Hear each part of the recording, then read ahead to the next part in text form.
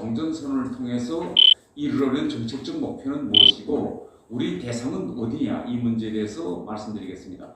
우선 첫 번째로서 우리 정책적 목표는 북한의 비핵화를 실현하는 것입니다. 김정은 체제가 존재하면 북한은 비핵화 안 합니다.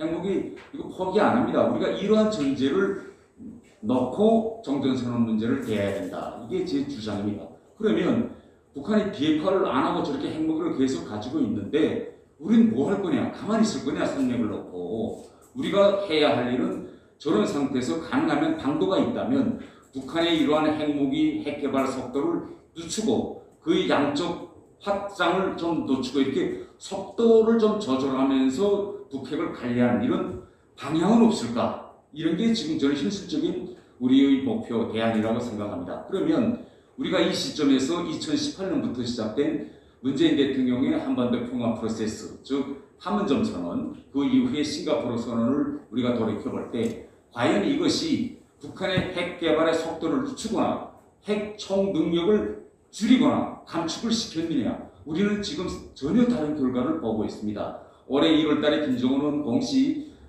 이제는 장거리 미사일을 구축하고 됐으니 이제는 우리 대한민국을 겨냥한 소형 단거리 핵미사일을 이제부터 더 구체적으로 다정화하겠다는 걸 정책적 목표로 하고 올해만 8번 보셨지만 8차례의 미사일 실험하고 그 중에서 4종은 완전히 새 겁니다. 이거 진짜 게임 체인저로 할 수 있는, 결국 우리가 이제 와서 알 수 있는 거는 판문점 선언이나 결국은 싱가포르 북미 결국은 합의 선언, 이것은 우리에게 돌아온 것은 북한의 핵무기 현대화와 고도화, 다중화로 돌아왔다. 그러면 앞으로 지금 문재인 정부가 하려는 이 종전선언이 새로운 흐름을 만들 수 있을까? 이에 대한 정책적 고민이 저는 있어야 한다. 이겁니다.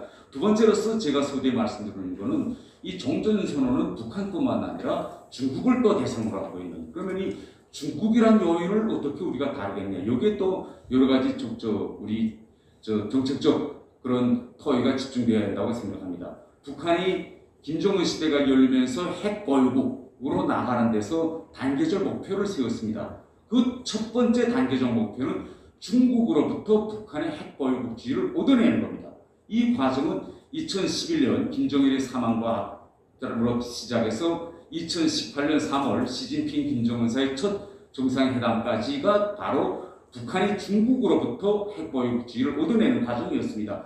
그런데 여러분 아시겠지만 김정일 시대 때에는 김정일도 그렇고 또 김일성 시대 때도 중국 지도자들과의 정상회담에서 북한의 핵을 가지겠다고 말하지 않았습니다. 북한의 핵을 개발하는 것은 미국과의 협상력을 높이기 위한 이런 거지, 실제 북한의 목표는 핵에 있지 않다. 이게 김정은의 아버지 김정일까지였는데, 김정일이가 지금 2011년 12월 17일 사망한 이후에 북한은 새로운 지도자가 나섰는데, 새로운 지도자의 등극과 동시에 지금까지 북한과 중국과 해오던 이 전략적 대화의 흐름을 바꾸기로 결심했습니다. 그래서 시진핑과 김정은의 첫 대비 정상회담 때는 김정은이가 결국은 핵보유국 지도자로서 시진핑한테 다가가고, 그 전까지는 중국이 북한과의 쌍무대에서는 일체 북한의 핵 철폐나 비핵화를 요구하지 못하게 하라. 이게 저 같은 북한에 있던 외교관들의 그 업무 사항이었습니다. 여러분들이 다 기억하시겠지만은 북한은 이 기간에 헌법에 북한의 핵보유국지를 명시했고 더 나아가서 당비협에까지 명시했습니다. 그래서 중국이 북한 보고 핵 비핵화하라고 요구할 때마다 북한의 반응은 뭐냐? 이 세상에 주권 국가들 사이의 대화에서 헌법을 개정하라고 요구하는 나라는 이 세상에 없다. 중국이 지금 청나라 때도 아닌데 북한 보고 헌법을 개정하라. 이런 대화는 우리 절대 안 한다. 중국에게.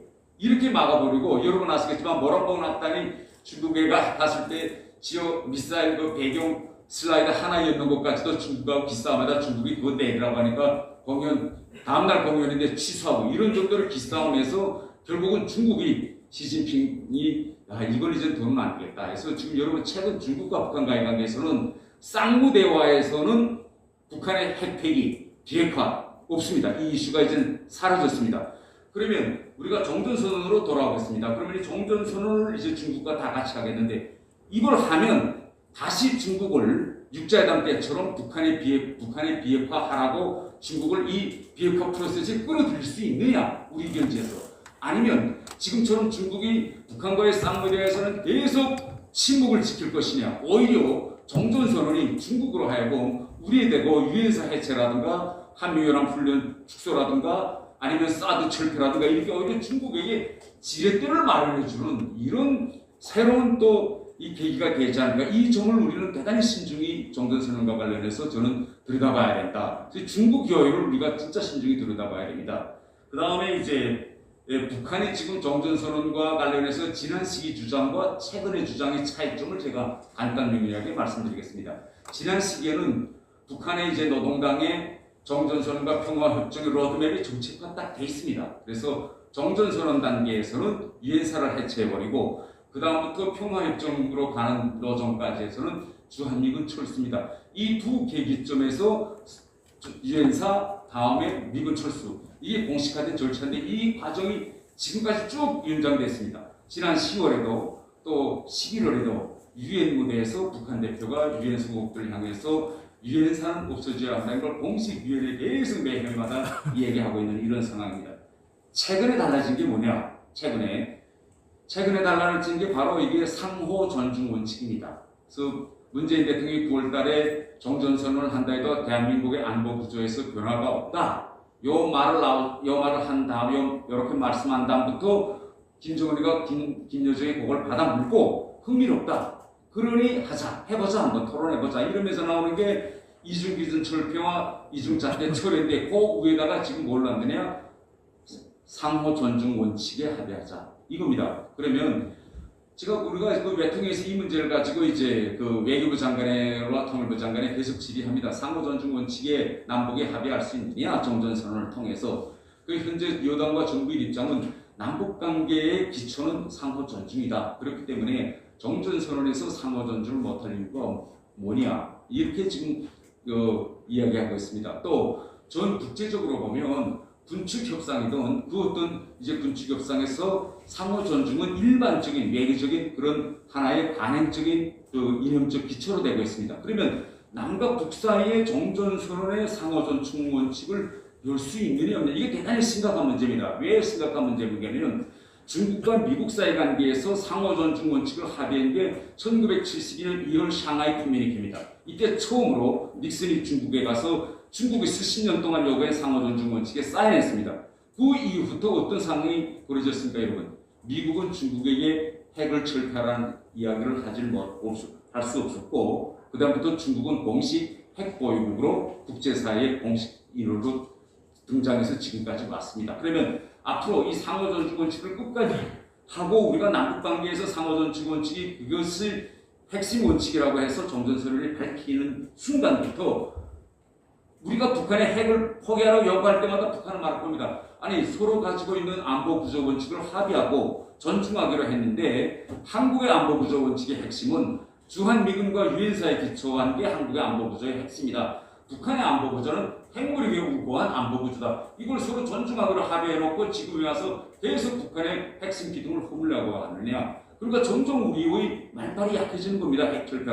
그래서 이 두 번째 지금 최근에 들고 나오고 있는 상호 존중 원칙 잘못하다가는 미국과 중국 사이에 체결했던 샹하이 커뮤니케이션으로 갈 수 있다. 이런 제가 위험성을 말씀드리고 그러면 이 정전선언 문제를 어떻게 다룰 것이냐 이게 전 가장 미래적인 문제인데 북한이 앞으로 핵을 다 폐기한다든지 어떻게 하든지 관계없이 평화협정으로 가는 시기에서 우리가 거쳐야 할 하나의 디딤돌인 것만은 맞습니다. 그래서 이 디딤돌인데 그러면 여야 사이에 어디에 차이점이 있느냐, 어떤 디딤돌을 놓자고 하느냐. 우리는 지금 만약 미국과 지금 한국 정부 사이에 정전선언 문안을 정립한다는데 이 정전선언에 구체적으로 발표가 됩니다.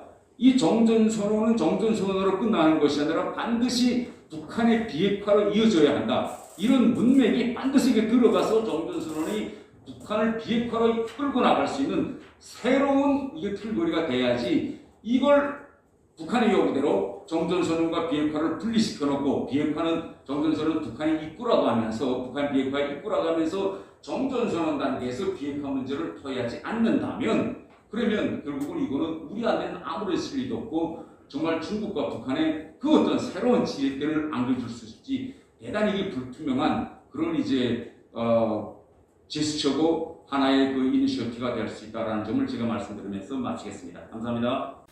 여러분, 저의 우정활동 어떠셨나요? 여러분들이 남겨주시는 댓글 제가 하나도 빠짐없이 다 읽었습니다.